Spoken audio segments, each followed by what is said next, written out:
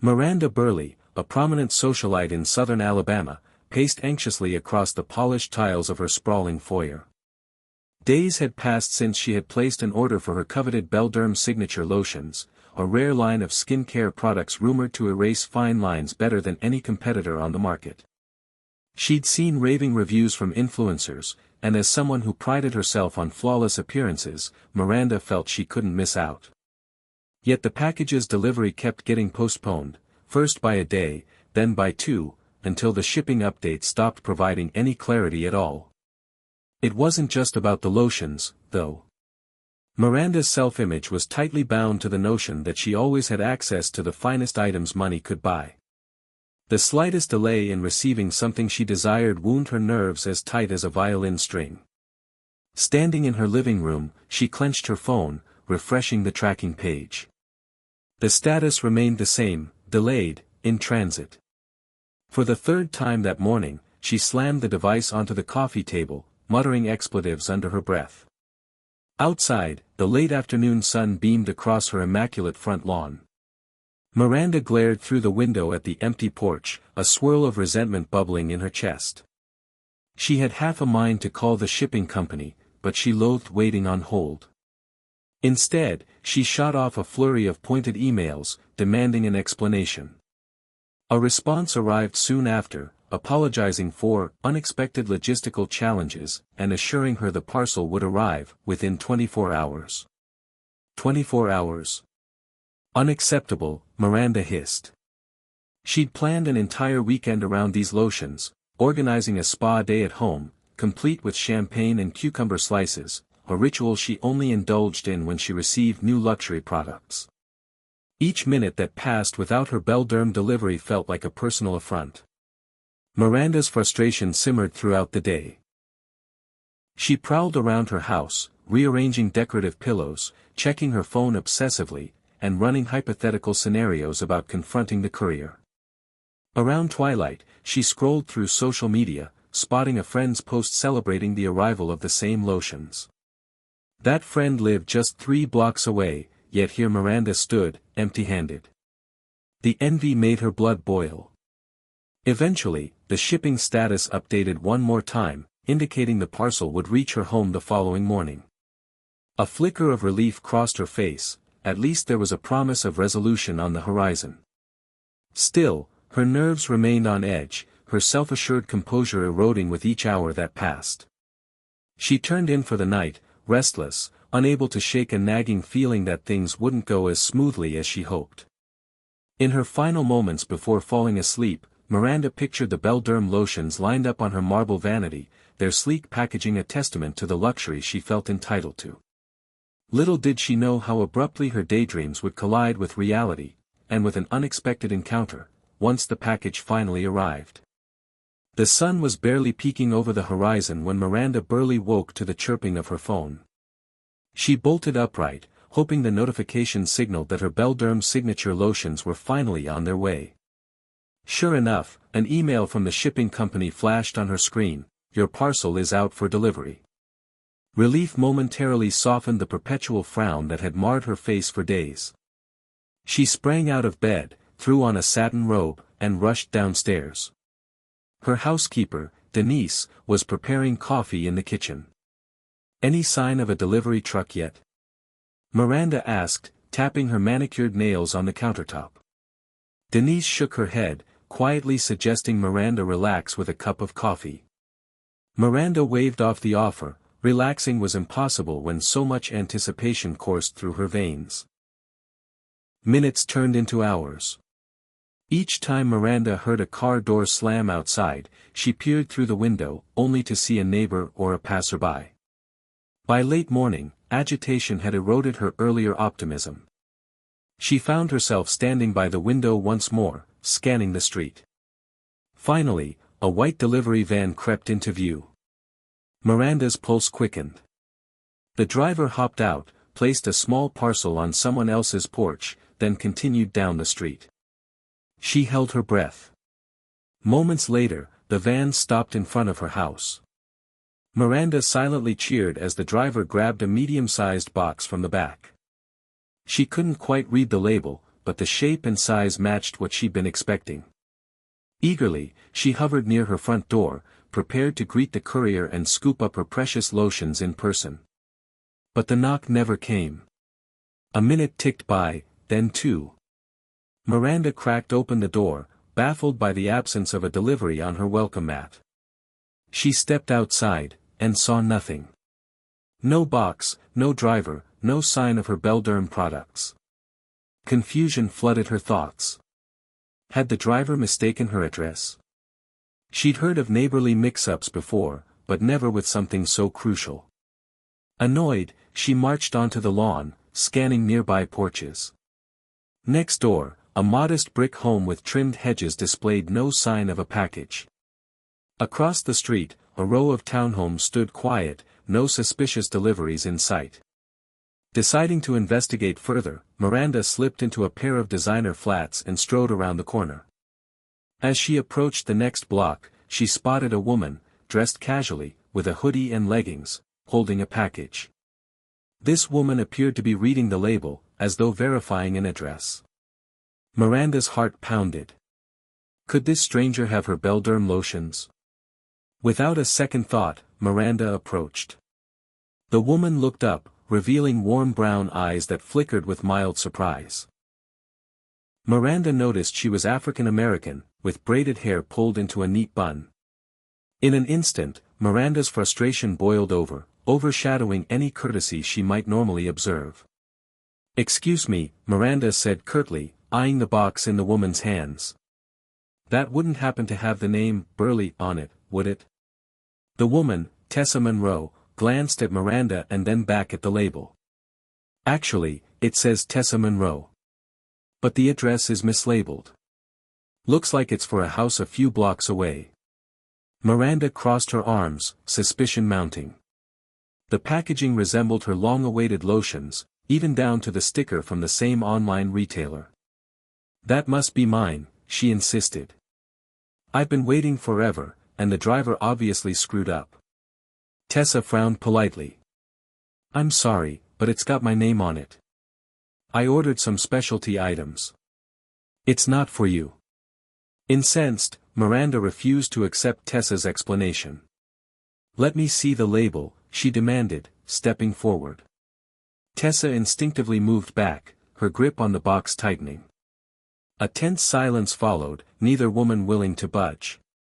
Feeling a surge of indignation, Miranda spat, "So you just conveniently found a random package on my street and assumed it's yours?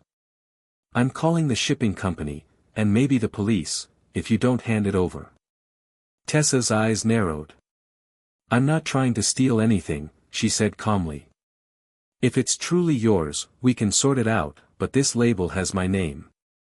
There might have been a mix-up." Miranda refused to entertain that possibility.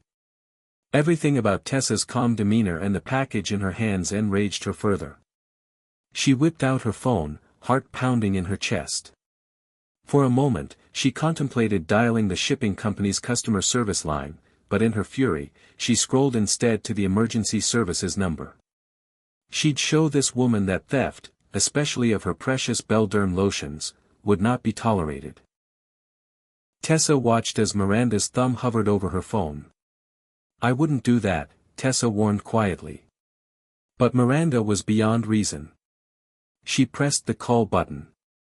As the line rang, Tessa shook her head, an odd glint in her gaze. Within seconds, Miranda snarled into her phone, "Hello? I need the authorities.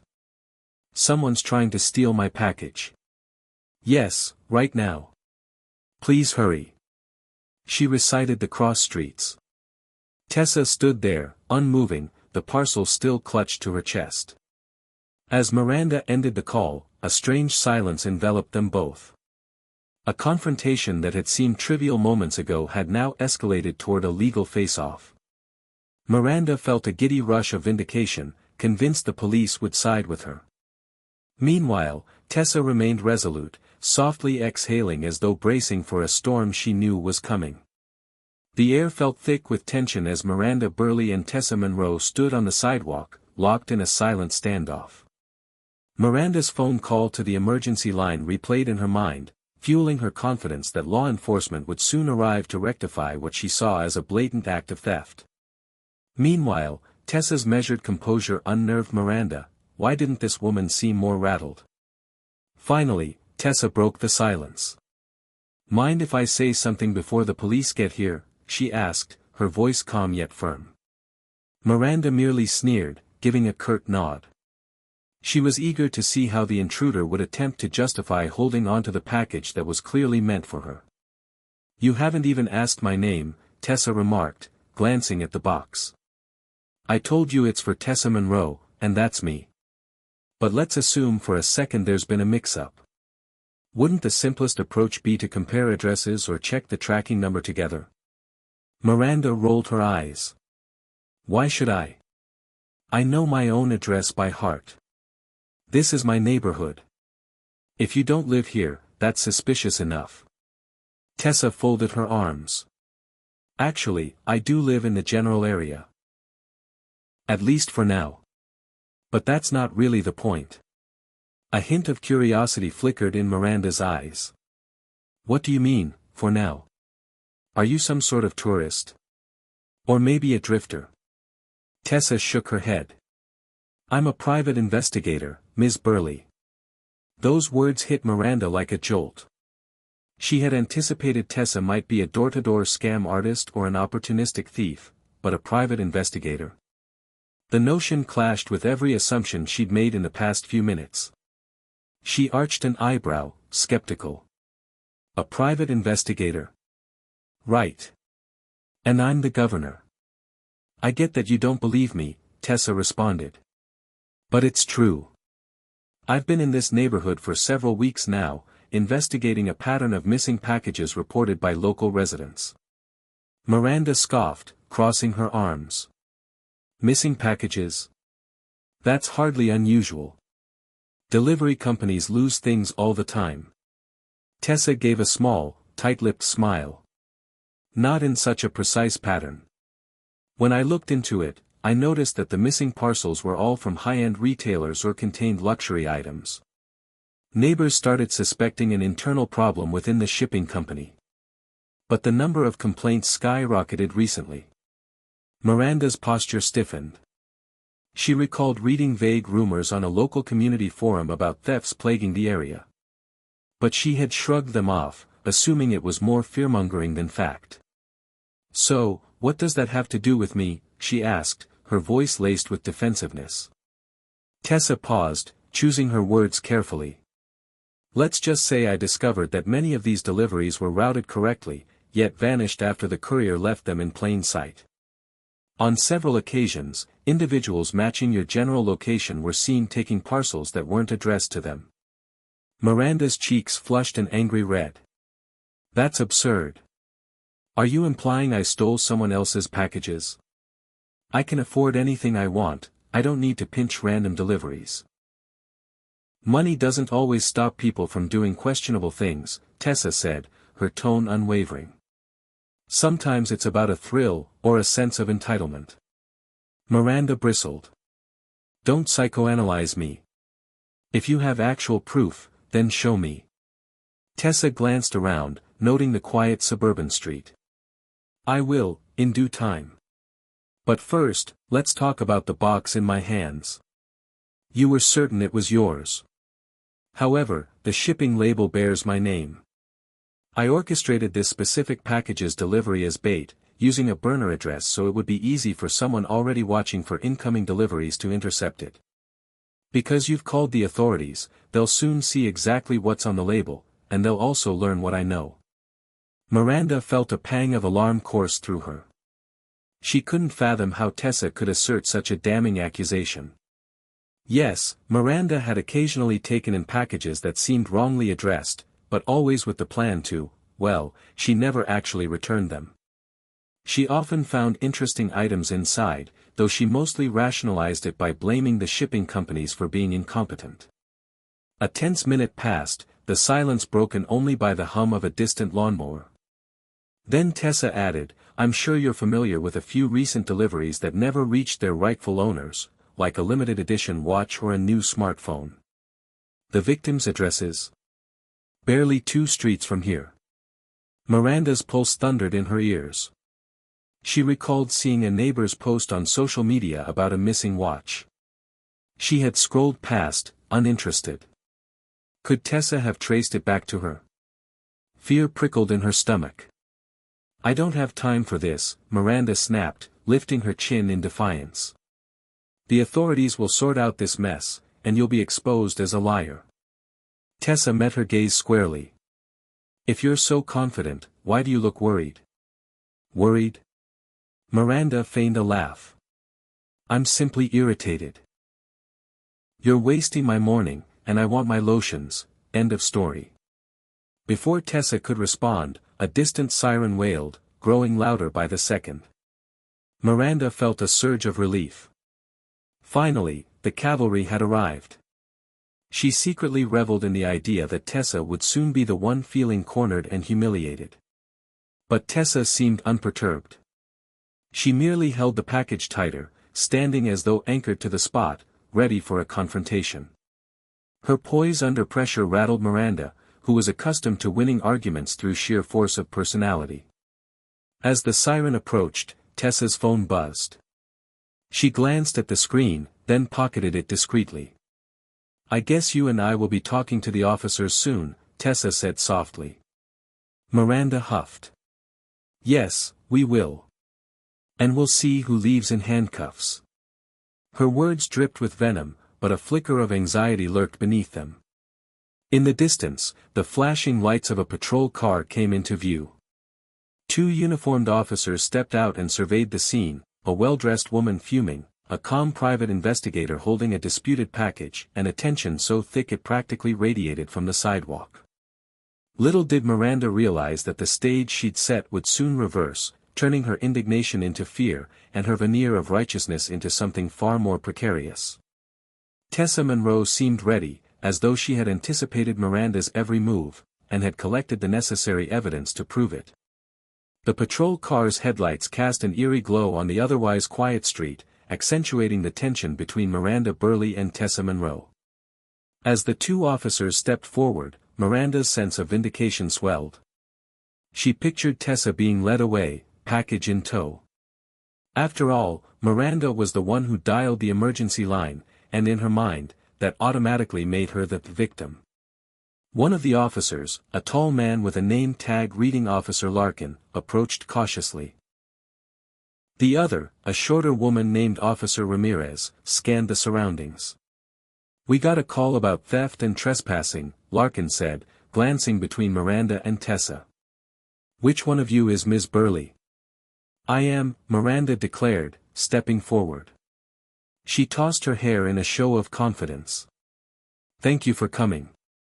This woman, she pointed a manicured nail at Tessa, has stolen my package. She's lurking around the neighborhood, and she won't give it back. Tessa gave a calm nod when the officers looked her way. My name is Tessa Monroe. I'm holding a package because it was addressed to me, my name, specifically. Ms. Burley insists it's hers. Larkin frowned. Do you have some identification, Ms. Monroe? Tessa reached into her back pocket, retrieving a slim wallet. She produced a state-issued ID, which Larkin examined under the streetlight. Satisfied, he returned it. Miranda crossed her arms. Look at the shipping label, if it's for her, then why was the delivery van in front of my house? Obviously, there's a mix-up, and she's taking advantage of it. Tessa spoke evenly. Officer, the label shows my name. I suspect the driver got the address wrong, or Ms. Burley tried to intercept the delivery because it looked similar to something she was expecting. Either way, I have every right to hold on to what's addressed to me. Officer Ramirez gestured for Tessa to hand over the package. Tessa hesitated a fraction of a second, then complied, handing it to the officer. Ramirez examined the label in the squad car's spotlight. It does say, Tessa Monroe. The address, however, looks partially smudged. Hard to read the exact house number. Miranda let out an exaggerated sigh. You see? A convenient smudge. How do we know she didn't tamper with it? Ignoring the accusation, Officer Larkin cleared his throat. "Ms. Burley, we'll need your statement. How exactly did you determine this package belonged to you?" Eyes blazing, Miranda launched into a grand retelling. How she'd been awaiting a special shipment of Belderm lotions, how she saw Tessa loitering near her property, and how Tessa refused to relinquish what was clearly a misdelivered parcel. She finished by proclaiming Tessa had no valid reason to be on her street at all. Officer Larkin nodded politely, then turned to Tessa. "And your side of the story, Ms. Monroe?" Taking a breath, Tessa recounted how she was a private investigator, how she'd arranged a particular delivery to arrive in this neighborhood, and how she possessed records indicating repeated incidents of parcel theft. She mentioned her suspicion that Ms. Burley was involved in the local spree of missing deliveries. Miranda's face flushed with anger. "How dare you accuse me of being a thief? That's outrageous." Officer Ramirez exchanged a look with Larkin. "Ma'am," Ramirez said gently, "we have to consider all claims until we figure out what's going on." Miranda scoffed, her tone dripping with sarcasm. "Oh, so now I'm under investigation because I tried to retrieve my own package?" Tessa, who had remained composed throughout Miranda's tirade, took a step forward. "Officer, I have some digital evidence that might clarify things. It's stored on my phone, photos, screenshots, and even some GPS data showing local deliveries that disappeared shortly after being dropped off." Miranda's stomach tightened. She tried to mask her growing apprehension behind a veneer of outrage. "This is ridiculous. She's making it all up." Ramirez extended a hand. "Ms. Monroe, I'll take a look at your evidence. If it's relevant, it could help us understand the situation." Tessa pulled out her phone and navigated to a file containing time-stamped photos of various houses in the neighborhood, each showing a package being delivered, then vanishing soon after. The phone also held logs referencing an app Tessa used to track delivery times. Officer Larkin arched an eyebrow at the thoroughness of the documentation. "When did you gather all this?" he asked. "I've been around for a few weeks," Tessa replied, "ever since local residents hired me. They suspected internal theft from the shipping company, but I found a different pattern. Deliveries near Ms. Burley's residence were frequently involved." Miranda's outrage flared. "This is harassment. You can't just spy on people and accuse them of crimes without proof." Tessa calmly met Miranda's gaze. "I have more than enough proof. You see, Ms. Burley, each time a package vanished, your home security camera, yes, the one aimed at your porch, recorded suspicious movements. I subpoenaed metadata from your camera logs when your neighbors filed complaints." Officer Ramirez looked at Miranda. "Is this true, Ms. Burley? That your security camera might have captured these incidents?" Miranda's lips quivered. She hadn't expected Tessa to mention a subpoena, let alone camera logs. Indeed, Miranda's camera recorded more than she'd ever planned to share. She'd occasionally bragged to friends about how advanced her security system was, capable of capturing crisp footage day or night. Now, that evidence threatened to unravel her claims. "I have no idea what she's talking about," Miranda muttered, heat rising to her cheeks. "No one subpoenaed me. I would have known." Tessa shrugged. "The request went to the local security firm that handles your camera's cloud storage. Perhaps they didn't inform you yet. I've had legal backing from a group of residents who lost valuable packages." Officer Larkin exchanged a knowing glance with his partner. "Ms. Burley, do you mind if we check your camera footage? If it's all just a misunderstanding, that could clear things up." Miranda hesitated, her mind whirling. If she refused, it would look suspicious. If she agreed, who knew what Tessa had already uncovered? Meanwhile, Tessa stood poised, as though every move Miranda might make was already anticipated. As a swirl of conflicting thoughts raced through Miranda's head, the quiet street seemed to close in on her. Where was her usual aura of control? Now she was on the defensive, pinned by an investigator who turned her own 911 call into an inquisition. She felt an almost uncontrollable urge to lash out again, to call Tessa a liar or an intruder. But the presence of the officers, and Tessa's formidable documentation, forced her to consider carefully. After what felt like an eternity, Miranda spoke through clenched teeth. "Fine. We can check the footage. But you'll see it's just my daily comings and goings. There's no conspiracy here." Ramirez nodded. "All right, that's a start. If you have a remote login, we can view it on your phone or computer." Miranda stiffened. Well, I need to go inside and access the system from my laptop." "You're not coming in without a warrant." Officer Larkin sighed. "We're just trying to confirm the story. If you want to cooperate, we can keep this informal. Otherwise, we'll have to escalate the situation." A bead of sweat trickled down Miranda's temple. She realized Tessa had cornered her, orchestrating this entire confrontation so it would end precisely like this. The package Tessa held was merely a trigger for a bigger reveal. Miranda's best option was to control the narrative, show partial compliance, and hope she could delete or manipulate certain files before the police could see them. She nodded, forcing a polite smile. "All right, come with me, but just to the porch. I'll bring out the laptop and let you see the relevant clips." As the group trudged toward Miranda's house, Tessa discreetly followed at a distance, her posture calm. She knew that even if Miranda tried to tamper with footage now, the original subpoena and stored logs were out of Miranda's control. The stage was set, and Miranda had unwittingly invited the police deeper into her affairs. The tension felt razor-sharp, the suburban idyll replaced by a vortex of suspicion. For Miranda, the realization that she could no longer spin this situation in her favor was dawning all too quickly. Her illusions of moral high ground had crumbled the moment Tessa showed her methodical evidence. Each step onto her porch echoed with the foreboding possibility that everything Miranda had worked to conceal might soon be laid bare. Miranda Burley led the small group, Officers Larkin and Ramirez, and a trailing Tessa Monroe, to her wide front porch. The setting sun cast long shadows across the well-maintained yard, highlighting the tension that clung to every step.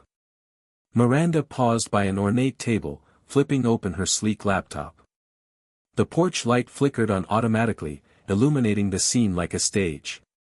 "Let's make this quick," Miranda said, doing her best to sound composed. "I have the security camera's software here. You can see exactly what's recorded." Officer Ramirez remained by Miranda's side, while Officer Larkin walked a few paces back, carefully watching Tessa. He seemed unsure of how to proceed with Tessa's presence, but Tessa made no attempt to leave. She merely stood calmly, arms folded, observing the porch with a discerning gaze. Miranda typed her login credentials, praying that she could maneuver within the software to delete or obscure any incriminating clips. But as soon as she accessed the camera's main dashboard, she realized Tessa had indeed filed legal requests that might have locked certain files. A notice in bold letters stated, "Some footage is currently secured for ongoing investigation. User modifications are restricted." Her heart sank. She clicked on the earliest available date from the previous month, hoping to show something innocuous, her returning from a shopping trip, perhaps. But an error message popped up, reminding her that partial lockdown was in effect. She forced a tight smile, turning to the officers. "Looks like there's some sort of glitch or lock. I can show you last week's recordings, at least." Officer Ramirez leaned in, brow furrowed. "Any idea why there'd be an investigation lock on your security footage?" Miranda attempted a dismissive shrug. "Who knows? Maybe the company messed something up. I'm sure it's not relevant." But Tessa's voice cut in softly from behind them. "It's relevant, officer. My clients, residents in this neighborhood, requested that Argus Security, the company hosting Ms. Burley's footage, freeze anything around the dates of reported thefts. Standard procedure when multiple thefts point to a single geographic area." Ramirez turned to Miranda. "Is that correct, ma'am?" Miranda's carefully curated world felt like it was unraveling, thread by thread. I don't know. No one informed me of any official freeze. Maybe Argus security messed up. Officer Larkin stepped forward, arms crossed. Ms. Burley, with your permission, we can request Argus security unseal these files. If you have nothing to hide, it'd help clear your name quickly. The color drained from Miranda's face. She scrolled through recent clips, trying to find an innocuous segment to display. Up popped a video from 2 nights ago, an unobstructed view of her front porch. It showed a large package being dropped off in the early evening. An hour later, a figure approached from the side, revealed, with startling clarity, to be Miranda herself. She hovered for a moment, peering at the address label, then carried the box inside. The time stamp indicated the address was not hers, though the details weren't fully visible. Another clip from the next day showed her returning to the porch with the box, relabeling it hastily with a piece of paper, then placing it in her trash bin. Miranda's breath caught. She'd hoped these clips were part of the sealed batch. The presence of Tessa's freeze evidently didn't cover the last few days, or perhaps only certain intervals. Officer Ramirez stepped closer, eyes fixed on the screen. "That's you, Ms. Burley," Ramirez said softly, stating the obvious. "And that package, didn't it belong to someone else?" Miranda's throat tightened. She scrambled to find an explanation. I was just checking it. Sometimes deliveries mix up the address. I intended to contact the rightful owner, but then I realized it was worthless, so I threw it away." Tessa arched an eyebrow. Worthless? According to the shipping logs, that particular package contained an expensive tablet. The rightful owner reported it missing. Miranda spun around, leveling a glare at Tessa. "How would you know that?" Tessa's voice remained measured. "Because when the owner discovered it never arrived, they pulled the tracking data, noticed it was delivered here, and alerted me." Officer Larkin cleared his throat. "Ma'am, that's starting to sound like evidence of theft. If a parcel wasn't addressed to you and you disposed of it without contacting the company or the addressee, that's questionable at best." A flush crept up Miranda's neck. She quickly exited that video file, rummaging through a few other harmless clips, footage of a cat slinking across her yard, a mail carrier dropping off letters. She prayed the officers and Tessa might relent. But Tessa suddenly spoke again. "Officers, I have an external drive with me containing merged data, footage from Ms. Burley's camera on certain dates, plus shipping logs from the online retailers. All legally obtained after the residents filed official complaints. If we watch it, you'll see a pattern, multiple packages marked as delivered in this general area, all suspiciously ending up in Ms. Burley's possession before they vanished." Miranda's pulse hammered in her ears. The audacity of Tessa, brandishing such a wealth of information, made her feel cornered. "This is all circumstantial," Miranda hissed. "I have a right to privacy. And that video. Maybe I opened a box by mistake, realized it wasn't mine, and tossed it. That's hardly a crime." Ramirez looked unconvinced. "Ma'am, if the property didn't belong to you, disposing of it isn't exactly legal either.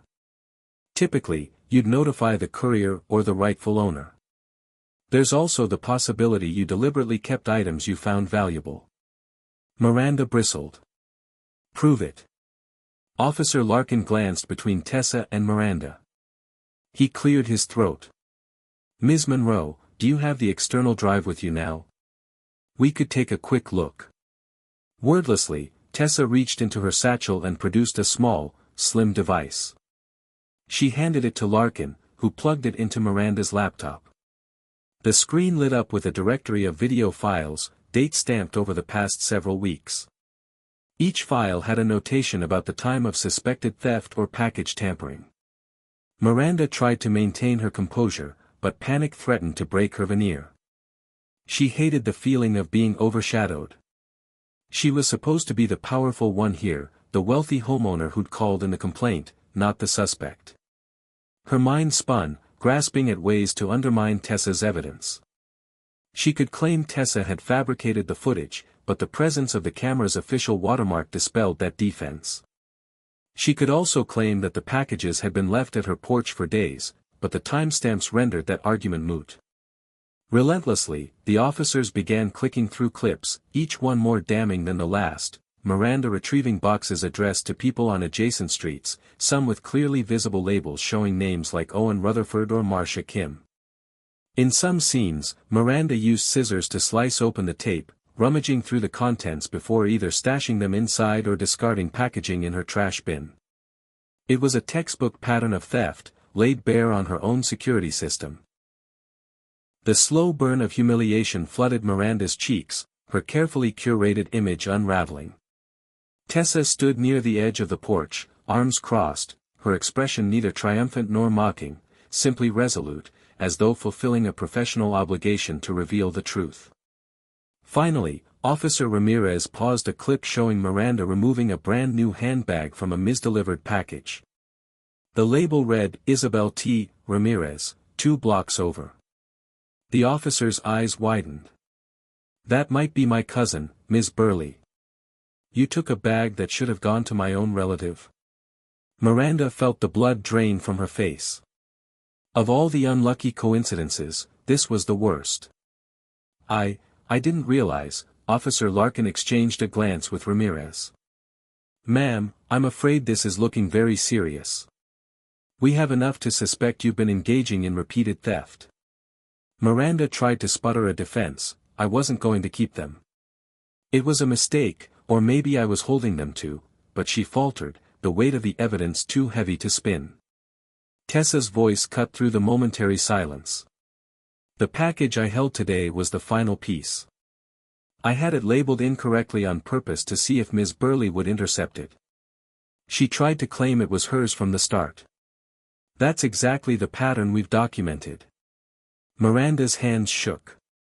She saw the flicker of realization in the officer's eyes, they knew they had a repeat offender on their hands. Her mind raced, scanning for an escape route. Could she pin the blame on the courier? Her housekeeper, Denise?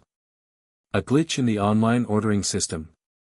None of it would stick in the face of direct video evidence. Deep inside, a whispered acceptance of defeat began to form. Her illusions of controlling the situation had crumbled. The only question now was how severe the consequences would be. Officer Ramirez placed a firm hand on Miranda's shoulder. Ma'am, we have to ask you some more questions inside, and will likely need to conduct a search of your property. Are you going to cooperate, or do we need to escalate this?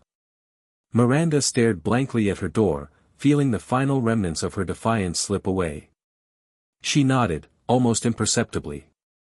Tessa's quiet presence loomed in the background, a testament to the thoroughness of her investigation and the unraveling of Miranda's once flawless facade. Under the evening glow of her porch light, Miranda Burley stepped aside to let Officer Larkin and Officer Ramirez into her foyer. Tessa Monroe followed, though Miranda inwardly resented allowing the woman who had orchestrated this whole confrontation to set foot inside her meticulously decorated home. Yet, a sense of inevitable surrender compelled Miranda to comply. Any show of resistance would only deepen the officer's suspicions. The foyer was a showcase of affluence, polished marble floors, a sweeping staircase, and framed artwork from various luxury trips Miranda had taken. Usually, she relished the compliments such decor drew. Now, the opulence felt like a glaring reminder of privilege, one that might soon turn public opinion squarely against her.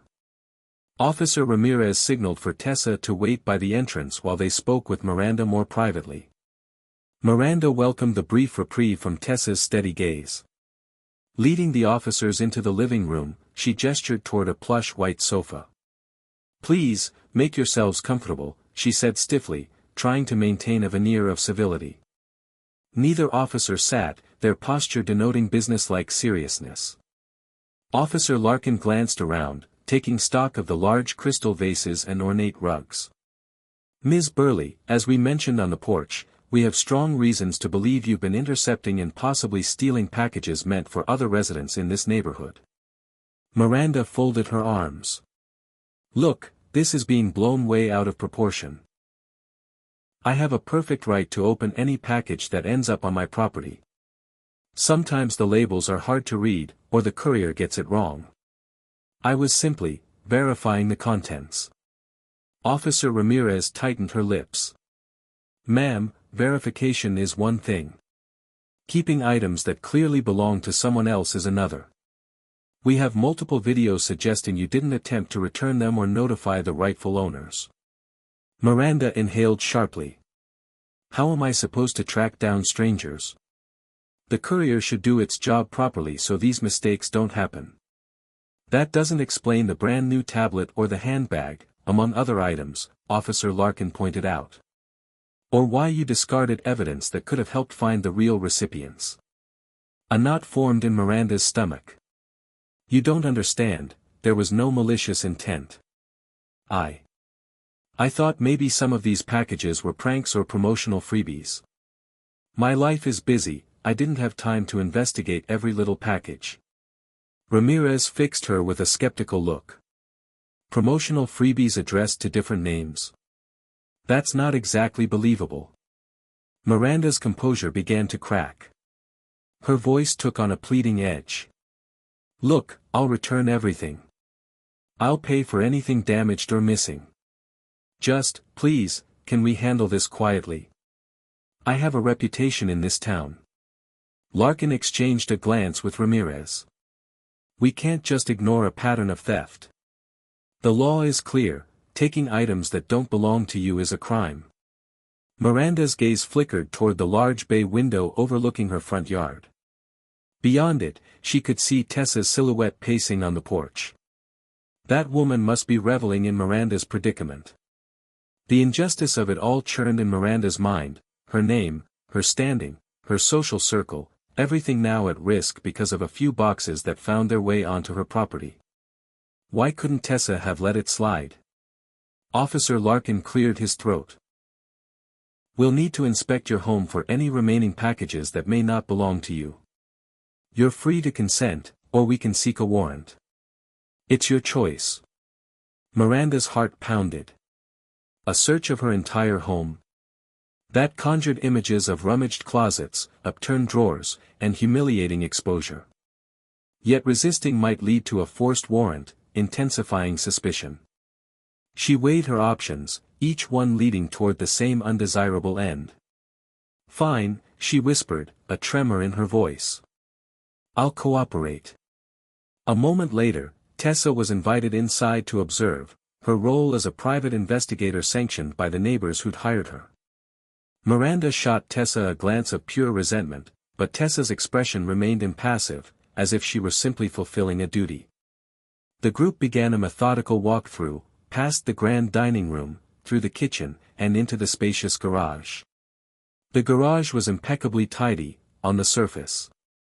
Sleek metal shelves lined the walls, containing bins labeled with categories like winter clothes, holiday decor, and miscellaneous. Officer Ramirez gestured to one of the miscellaneous bins. Mind if we look inside? Miranda's stomach twisted. She nodded, forcing a blank expression. Ramirez lifted the lid, revealing ordinary household items on top, light bulbs, cleaning supplies. But as she dug deeper, her hand brushed against a rectangular cardboard box with a partially peeled shipping label. She held it up for Larkin to see. This label says it's for a John Sewell, Ramirez noted, addressed to a house on Maple Street, quite a distance from here. Her gaze hardened. Care to explain? Miranda's mind raced. I must have intended to return it. Maybe I forgot. Officer Larkin rummaged further, unearthing another box addressed to a Paula Hernandez in the next county, and a small padded envelope bearing the name E. Nguyen, someone Miranda had never even met. The facade of innocence crumbled before her eyes. Tessa stood by, quietly documenting each find with her phone, presumably gathering further proof. How many boxes do you have here? Larkin muttered, moving to another set of bins labeled storage. The officers popped open lids, revealing more deliveries that clearly weren't addressed to Miranda. One had already been ripped open, a designer scarf half pulled from the packaging. Another contained a hardcover textbook for an advanced biology class, likely meant for a college student. Miranda's attempts at composure failed. Her eyes brimmed with humiliation and anger, tears threatening to spill over. I made mistakes, okay. But I was going to do something about them eventually. It's not like I was planning to profit off them or anything. A bitter laugh escaped Tessa's lips, perhaps the first sign of real emotion Miranda had seen from her. You've got quite a stash here for someone who had no malicious intent. Ramirez turned, her expression stern. Ma'am, we have to do our job. This is looking like a systematic pattern of theft, not just an occasional mix-up. Miranda felt lightheaded, her carefully crafted world spinning away from her grasp. She wanted to shout at Tessa for meddling, at the officers for prying, at the universe for letting a few misdelivered packages escalate into a ruinous scandal. But nothing she could say would erase the evidence piling up in front of them, evidence she had unwittingly kept in her own home. Officer Larkin retrieved his radio. We might need backup to catalog everything, he said, stepping outside for a moment to make a call. The overhead garage light buzzed, its fluorescent glow illuminating Miranda's downfall as bins and boxes were laid out, each a testament to her wrongdoing. Softly, Tessa approached Ramirez, offering a list of reported missing items. We can match these to the shipping labels we find, she suggested. Miranda glared at her. Who do you think you are, searching my home? Tessa's calm gaze met Miranda's. I'm just doing the job I was hired to do by your neighbors. They wanted to protect themselves from package thieves. Miranda flinched at the term thieves, but she couldn't refute it now. Her attempts at downplaying the seriousness of her actions felt absurd in the face of the officer's scrutiny. She realized that not only was she losing any chance of sympathy, but she was also tarnishing her entire social standing in one catastrophic evening. Word would spread like wildfire through her affluent circles. She squeezed her eyes shut, longing to wake from this nightmare. But the clang of an empty box hitting the floor jolted her back to reality. Officer Ramirez stepped toward her, empathy gone from her gaze. Ms. Burley, for the record, you said you'd cooperate fully. Are there any other areas of the house where you might be storing deliveries that aren't yours? Miranda's voice cracked. No. That's everything. Everything's in here. In that moment, the last vestiges of denial slipped away. She was caught, plain and simple. The evidence, the officers, Tessa's unwavering presence, all conspired to strip her illusions. The only question that remained was how severe the consequences would be, and whether Miranda could salvage any fragment of her reputation after the truth came to light. Miranda Burley stood in the harsh glow of her garage's overhead lights, flanked by boxes, officers, and Tessa Monroe's unyielding scrutiny. She felt like a prisoner in her own home, each bin and mislabeled parcel testifying against her. The stench of cardboard and shame hung in the air, a potent mix that sent her thoughts spiraling toward desperation. Officer Larkin clicked off his radio and rejoined the group. Additional units will be here soon, he informed Ramirez. We'll need their help documenting everything.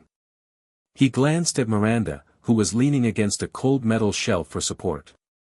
Ma'am, we'll also need to ask if you've sold or disposed of any items. The neighbors have reported electronics, jewelry, and other valuables missing. Miranda's grip on the shelf tightened. She hated the idea of disclosing every detail of her ill-advised scavenging. She had no intention of admitting certain items had made their way into her personal usage or ended up as last-minute gifts for acquaintances who never asked questions about the origin. Anxiety hammered in her chest. Meanwhile, Tessa Monroe and Officer Ramirez stood near a small folding table that Miranda used for sorting groceries and household supplies. Tessa removed her phone, pulled up a digital log, and began matching each discovered parcel to her records. This one matches a missing watch reported by Mrs. Flynn, Tessa said quietly, pointing to a small battered box. She filed a police report 2 weeks ago. Miranda's throat constricted. She recalled that watch all too well, a gleaming, rose-gold piece. She tried it on for fun, but found the style too gaudy. So she'd planned to discard it or perhaps sell it online. Now, the memory felt like a chain around her neck. Officer Ramirez nodded. So that watch is still unaccounted for. Tessa scrolled through her notes. Likely removed from the packaging.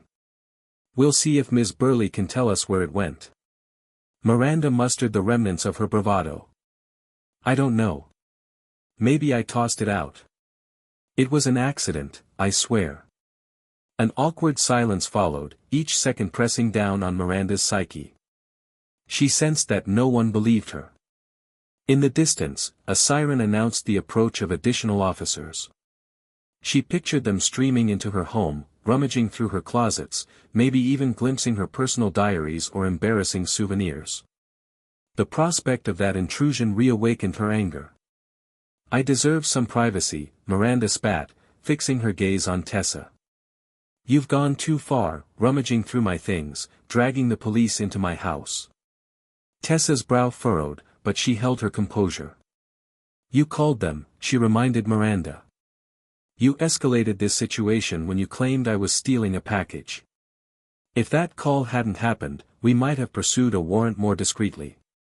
But your actions accelerated everything. Miranda's cheeks burned.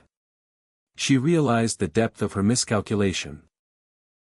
By involving law enforcement, she'd given Tessa the perfect stage to reveal her stash, turning Miranda's own property into a crime scene.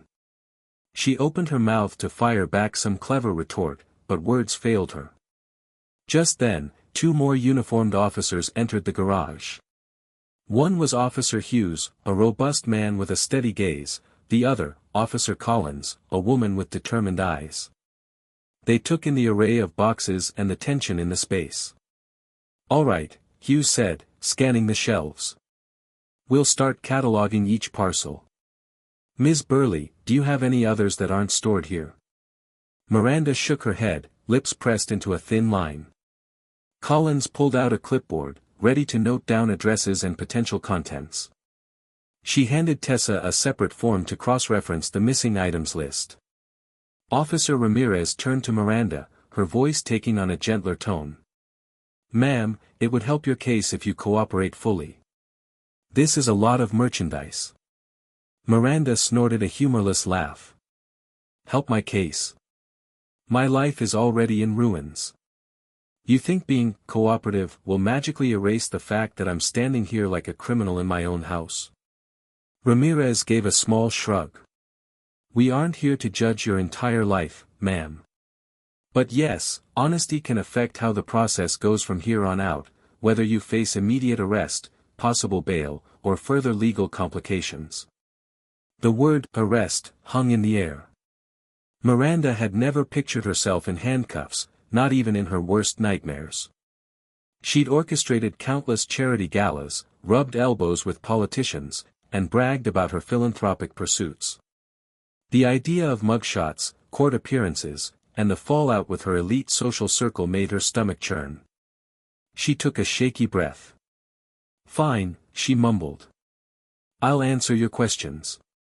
Officer Hughes began systematically scanning shipping labels. This one is for a Nigel Carter, address on Maple Lane, he said, marking his sheet. And here's a Grace Phillips, Willow Avenue. That's across town. Ms. Burley, how did you even come across this one?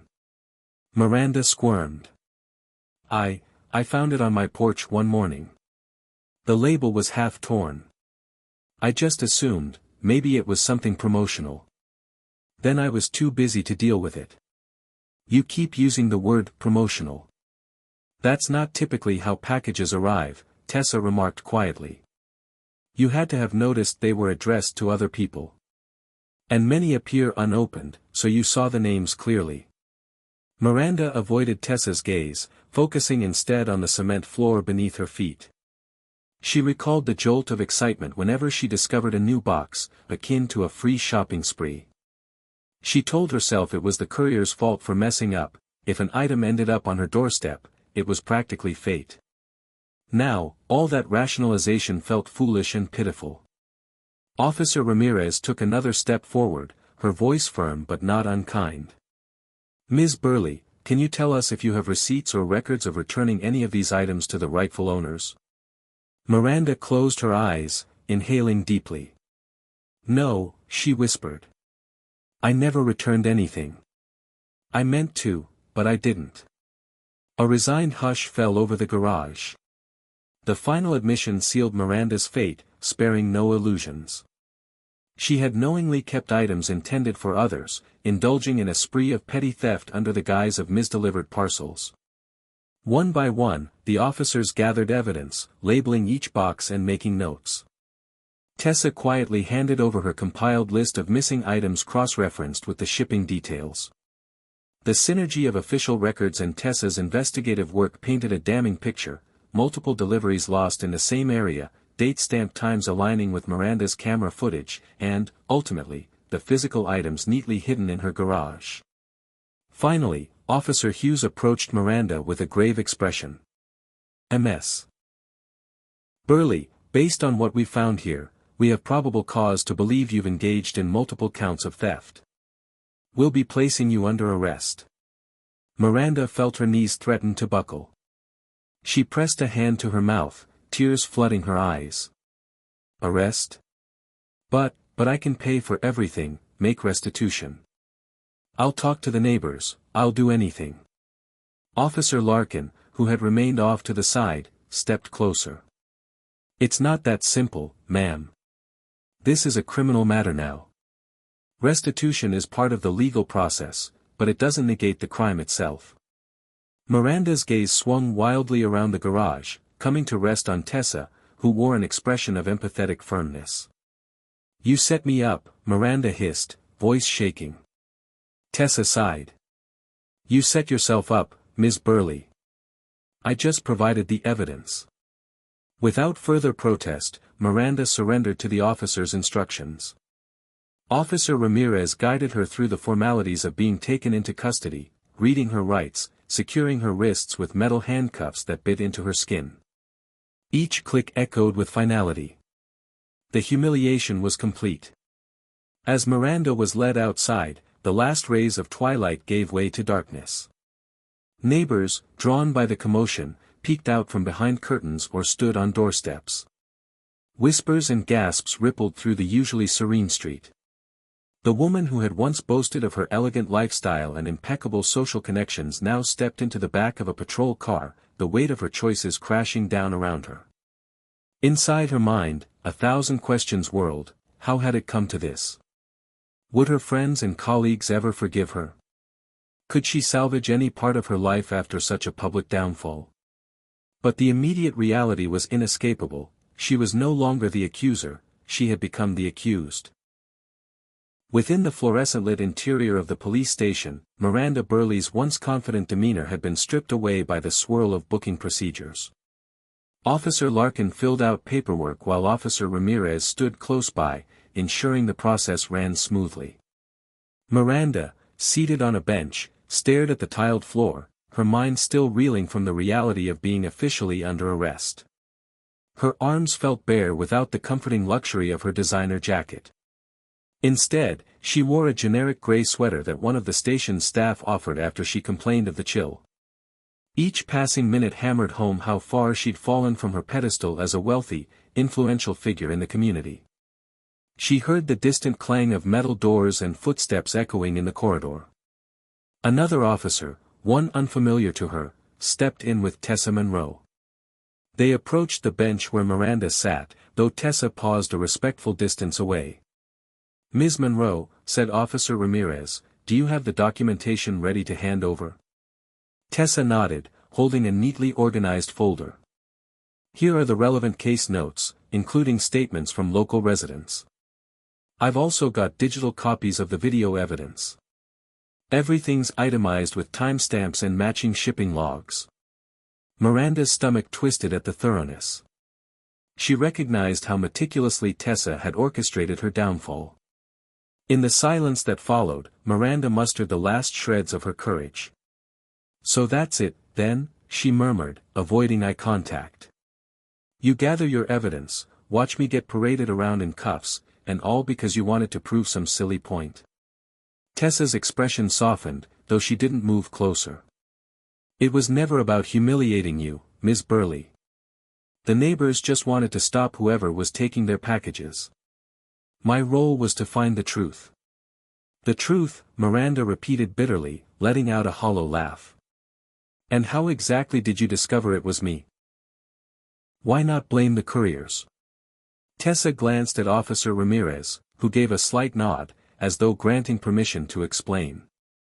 I started with the shipping company, investigating their delivery records. Initially, I suspected an internal employee might be stealing valuables. But the data didn't align with that theory. Packages were shown as delivered, with GPS coordinates matching doorsteps. Then the items vanished. So I combed through neighborhood security footage, yours included, and found multiple instances where boxes ended up under your care. Miranda's cheeks burned. But you set me up at the end, didn't you? Deliberately addressed a box to some alias and planted it near my house. Tessa's voice was gentle but unwavering. Yes, because I needed a conclusive incident that would stand up if you ever tried to claim ignorance or confusion. The box was addressed to me, but the label was partially obscured, which matched the pattern of how other packages mysteriously ended up at your doorstep. When you tried to claim it was yours, that sealed the deal. Miranda pressed her lips together, tears threatening again. The woman in front of her didn't appear triumphant or gloating, just determined. An odd pang of shame gripped Miranda, shame not just for getting caught, but for the fact that deep down, she knew every stolen item had been a deliberate choice. She recalled the thrill of seeing a misaddressed parcel, the fleeting sense of power in deciding whether to keep or toss it. Now, that thrill had turned to raw humiliation. Officer Larkin cleared his throat. Ms. Burley, we'll need to move you through processing. Ms. Monroe, the sheriff's department might reach out to you for further statements. Tessa nodded, stepping back as Larkin gently guided Miranda toward a hall leading to the booking station.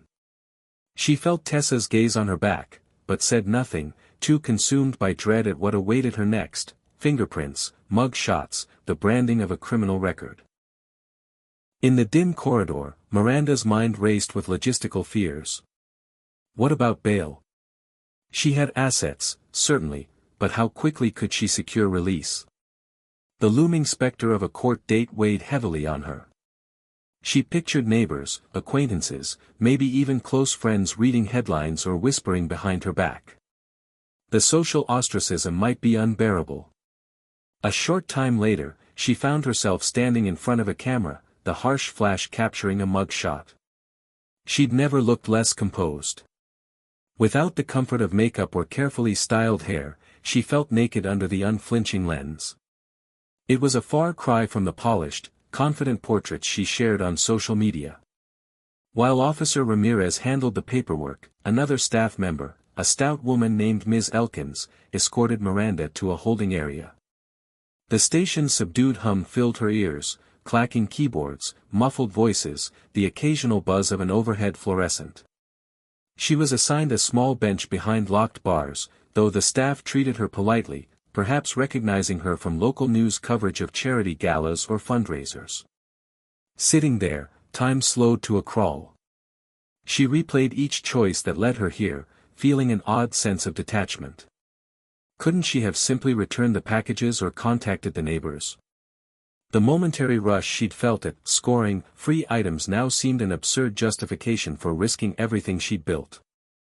Eventually, Ms. Elkins returned, instructing Miranda to follow. She was informed she could make a phone call.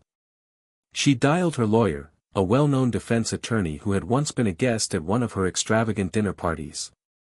The attorney, startled to receive her call under such circumstances, promised to come promptly. While waiting, Miranda glimpsed Tessa through a window, speaking with an officer. Tessa's posture was calm, her expression earnest as she walked the officer through a digital slideshow. Miranda realized that Tessa was concluding her part in the investigation, providing a professional handoff. Once Tessa left, Miranda would have no scapegoat. She felt a twist of irrational anger at Tessa for being the one to catch her, but deeper down, she recognized her own culpability. Her attorney, Mr. Caldwell, arrived within the hour, his tailored suit a stark contrast to the police station's drab interior. Miranda rushed to explain the situation, though her stammering confessions were disjointed. Caldwell placed a comforting hand on her shoulder, directing her to speak calmly, emphasizing that he needed every detail to mount a defense. She recounted the confrontation on the sidewalk, Tessa's revelations, and the evidence in her garage. Caldwell frowned. "You understand the severity, right? We're dealing with repeated theft, potential felony charges depending on the total value. And that private investigator, she's thorough." Miranda nodded miserably. "I know. I just hoped we could keep it out of the spotlight." Caldwell sighed, glancing at the rows of desks and busy officers. "It might be too late for that. The neighbors who hired Ms. Monroe are likely already talking. Social media will blow up. We need a strategy for damage control." Miranda's heart sank even further. Damage control. That was her life now, scrambling to patch up a sinking reputation. She recalled all the times she'd boasted about her philanthropic ventures, the social events she hosted to cultivate an image of generosity and style. Ironically, she had stolen from the very community she pretended to uplift. Before Caldwell led her away to discuss bail arrangements, Miranda couldn't resist a final glance over her shoulder. Through the glass doors, she spotted Tessa stepping into the station's lobby, likely preparing to leave. Miranda wondered if Tessa felt any regret or if this was just another case closed in her line of work. A pang of bitterness welled up, mingled with a surprising hint of gratitude. Had Tessa not exposed her, she might have continued spiraling into moral decay. Yet, the cost was monumental: a shattered facade, a looming trial, and the near certainty of becoming a cautionary tale for privileged individuals who believe they're above consequences. Miranda inhaled, smoothing her hair with trembling hands. She followed Caldwell, bracing herself for what came next, a legal fight that could drag her name through the mud, overshadowing everything she once held dear. In that moment, she understood that while Tessa's investigation had toppled her world, it had also forced her to confront a truth: her wealth and status wouldn't shield her from accountability. The next morning, the news of Miranda Burley's arrest rippled through the upscale enclave of West Haven Estates like wildfire. Despite Miranda's attempts to keep the situation under wraps, word spread across social media platforms, local gossip circles, and even the neighborhood watch group. The story was too sensational to ignore: a prominent socialite caught red-handed with a garage full of stolen parcels. Inside the police station, Miranda sat in a small interview room, waiting for her lawyer, Mr. Caldwell, to finalize her bail paperwork. Every passing minute felt excruciating, her nerves frayed by the knowledge that her neighbors were undoubtedly dissecting every detail. She imagined them labeling her a hypocrite, a fraud, someone who pretended to be charitable while secretly pilfering from their doorsteps. Officer Ramirez entered quietly, shutting the door behind her. "Ma'am, you'll be transferred to a holding area soon, pending bail confirmation. I wanted to give you a quick update: we've catalogued over 30 parcels in your garage. Combined value is fairly high." Miranda's stomach lurched. "How high?" she asked in a near whisper. Ramirez consulted her notes. "Rough estimates put it in the thousands, maybe tens of thousands. Electronics, designer items, and so on. Enough to consider felony charges." A cold sweat broke out on Miranda's brow. She swallowed hard, mind reeling at the potential legal ramifications. "What happens next?" "That'll be up to the district attorney," Ramirez replied. "Your lawyer can guide you through the details. But I suggest cooperating fully, returning items, issuing statements of contrition, anything to show remorse. The victims are your neighbors, after all." Miranda pressed her palms together, as though in prayer. "I never wanted it to come to this. I just," Ramirez's gaze softened momentarily. "It's not for me to judge your motivations. But actions have consequences, Ms. Burley." With that, Ramirez departed, leaving Miranda alone once again. She thought about Tessa Monroe, the private investigator who had uncovered everything. Was Tessa satisfied, or perhaps relieved, that her case was complete? In the swirl of despair, Miranda found a strange curiosity, part of her almost admired Tessa's calm, methodical approach. If only they'd met under different circumstances, Miranda might have appreciated Tessa's sense of justice. A knock sounded on the door. Mr. Caldwell stepped in, adjusting his tie with a grim expression. "I've arranged your bail," he said. "It's steep, but you'll be released soon, under strict conditions. We need to prepare for a court date, where I'll argue for leniency." Miranda nodded, exhaustion etched into her features. "Anything else?" He hesitated. "The media picked up the story.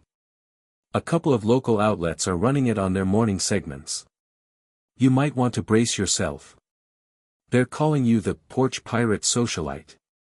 Miranda's face paled. Porch pirate socialite. The phrase was a brand she'd never wash off, a viral label mocking her downfall. She imagined acquaintances sharing links on group chats, texting each other with wide-eyed disbelief. The illusions of an impeccable social standing that she had cultivated so diligently were now in tatters. Caldwell guided her through the final steps of paperwork. Soon, Miranda was led to a processing desk, where an officer returned her personal belongings, a phone, her wallet, and some jewelry she'd worn. She saw the faintest flash of pity in the officer's eyes but couldn't meet the gaze. As she prepared to leave, walking down a corridor toward the station's exit, Miranda sensed stares from people who recognized her, as if they were witnessing a fallen icon. Her shoulders hunched with embarrassment. She wanted to disappear, to time travel back to that first misdelivered parcel and do the right thing. Stepping outside, she inhaled the fresh air, though it felt tainted by the knowledge that cameras might lurk nearby. Caldwell ushered her to a waiting car, which zoomed away from the station. The ride home was silent, the tension thick enough to stifle conversation. She dreaded facing the aftermath, aware that the mansion she once viewed as a fortress now felt like a prison of shame. Upon arriving, the gates slid open, revealing her manicured lawn and pristine exterior, a stark contrast to the turmoil within. "I'll keep you updated," Caldwell said, shutting the car door. Miranda nodded, mustering a weak "thank you." She watched him drive off, leaving her alone with the suffocating reality that she must eventually step inside, read the barrage of texts and emails, and perhaps see the condemnation plastered across local news sites. At that moment, the distant beep of a delivery van turning down the street echoed ominously. She remembered her prior anticipation for deliveries, the rush of unearned excitement when she discovered a package that wasn't hers. That excitement was gone, replaced by a hollow sense of regret. Miranda lifted her chin, forced her trembling legs toward the front door, and let herself in. The silence of the foyer enveloped her, reminding her of how quickly fortune could reverse. She recalled Tessa Monroe's parting words, "There was no gloating, just a simple reminder that actions carry consequences." Beneath the crushing weight of public disgrace, Miranda resolved to face the mess she had created. She would draft apologies, coordinate returns, and brace for the legal wrangling ahead. Whether the world would forgive her remained uncertain, but for the first time, she understood that redemption, if it existed, would require honesty, restitution, and a complete transformation of how she saw herself and the people around her. A week after her release on bail, Miranda Burley stood by her living room window, coffee mug in hand, gazing at the manicured hedges that once filled her with pride. Instead of finding comfort in their symmetry, she felt only the heavy throb of dread. Every knock on the door, every phone ring, every ping of her inbox triggered anxiety. News outlets had continued to amplify her story, labeling her the porch pirate socialite, a moniker that refused to die. Her lawyer, Mr. Caldwell, had secured a preliminary hearing date set for the following month. In the interim, he advised her to begin making amends. So she spent her days drafting letters of apology to neighbors, returning items wherever possible, and arranging to reimburse those who had lost irreplaceable goods. But the damage was done. Some neighbors refused direct contact, instructing her to relay everything through Caldwell, others fired off scathing social media posts, condemning her hypocrisy. When the doorbell rang that afternoon, Miranda's heart jolted. She set down her coffee and walked nervously to the foyer. Cracking open the door, she discovered Tessa Monroe on her porch, again. Except this time, Tessa held no suspicious package, only a modest folder under her arm. Surprise gripped Miranda. She'd assumed Tessa's involvement ended once the police took over. "What do you want?" Miranda asked, voice trembling with equal parts fear and anger. The memory of her arrest still stung. Tessa spoke quietly. "I came to drop off some final documents. The neighbors asked me to pass along official valuations for the items that remain missing. They're willing to settle with you privately for compensation if you agree." Miranda's cheeks burned. "So now you're a courier, too?" "Perfect. Delivering the last nails in my coffin." Tessa didn't rise to the jab. "Look, Ms. Burley, I'm not here to gloat. This was my job, to protect people from continued theft. I did it. Now the community just wants closure. Paying them back might ease your path in court." Miranda hesitated. The folder in Tessa's hands likely contained a listing of every piece of property Miranda had taken, along with associated costs. In essence, it was a ledger of her wrongdoing. With a shaky sigh, she stepped aside, allowing Tessa into the foyer. Tessa handed over the folder, and Miranda flipped through it, eyes darting over columns of item descriptions and dollar values. The totals were daunting. "What if I can't afford all this right now?" Miranda muttered, scanning the bottom line. She had wealth, yes, but her assets weren't boundless. Liquidating enough to cover all these claims, and possibly additional fines, would be painful. Tessa offered a measured response. "You can discuss payment arrangements through your lawyer. The neighbors aren't trying to ruin you financially. They just want to be made whole." Miranda slumped against the doorframe, tears threatening for the umpteenth time in recent days. "You've seen the uproar online. My reputation is shredded. My social clubs have banned me. Even longtime friends avoid my calls." Tessa exhaled. "I'm sorry you're going through that. But what did you expect?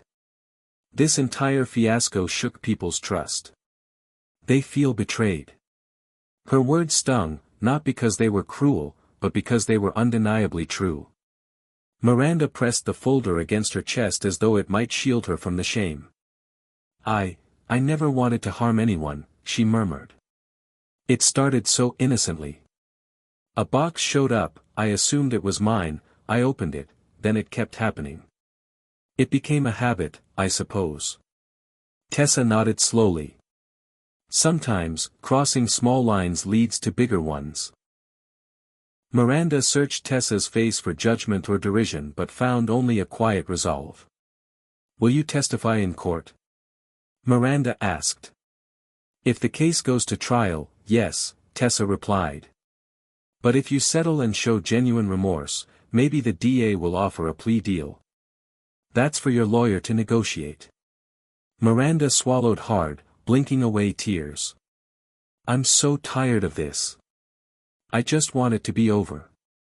A weighted silence passed between them, broken only by the soft hum of the air conditioning. In that moment, Miranda realized Tessa was not her enemy but rather the catalyst that forced a necessary reckoning. She exhaled, letting go of residual anger. "Thank you," Miranda said quietly. "For coming here, for telling me about the settlements. I might not say it again, but I appreciate knowing a path forward exists, even if it's rocky."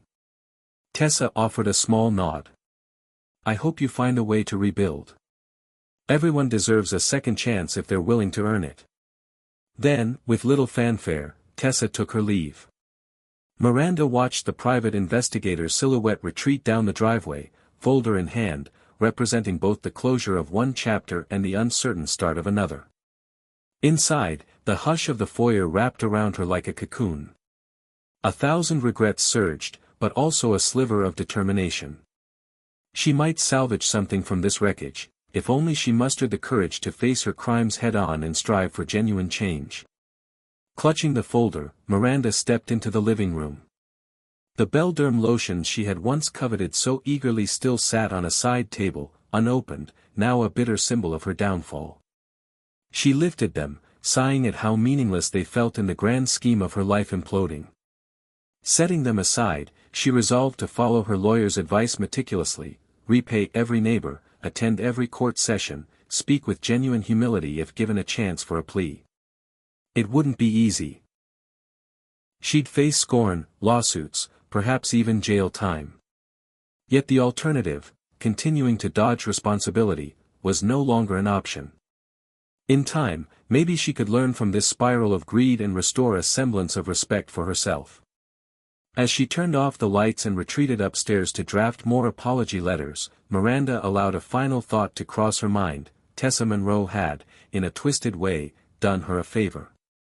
By exposing her misdeeds, Tessa had ended a cycle that might have grown worse, leading to an even more catastrophic fall. Though Miranda would never publicly thank Tessa, a part of her acknowledged the irony. The private investigator's arrival on her porch had shattered her illusions, yet might ultimately guide her to a more honest existence.